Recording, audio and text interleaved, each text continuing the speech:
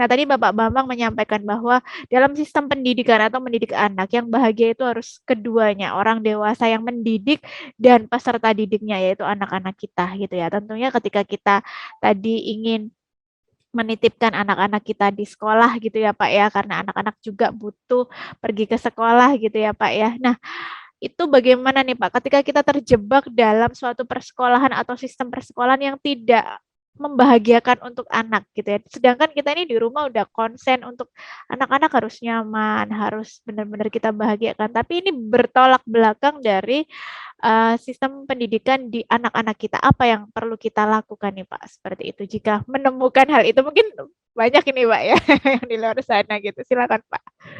Baik, sebetulnya sistemnya tidak salah, menjalankan yang salah Ibu Aulia. Ya, sistem sudah banyak tidak paham makna pendidikan. Ki Hajar Dewantara sudah jelas ya. Ya, untuk tadi semua anak bahagia dan selamat secepatnya ya kan, setinggi-tingginya. Nah, memang banyak si pendidik yang kurang paham untuk bahagia orang manusia ya tadi. Si guru pertama bukan sibuk mengajar, manusia gurunya itu tahu bahagia, harus belajar dan berbuat kebajikan. Jadi ketika anak ingin berbuat bajik dengan bijaksana harus belajar, bukan malah menekan. Nah gitu kan. Nah, dia tidak tahu cara bahagia, mungkin belum sampai tujuan utamanya agar bahagia si gurunya. Gurunya stres, misalnya siapapun orang tua tidak tahu. Akhirnya anak ikut stres. Harusnya dia untuk bahagia itu manusia harus belajar memperbaiki diri. Terus berbuat bajik.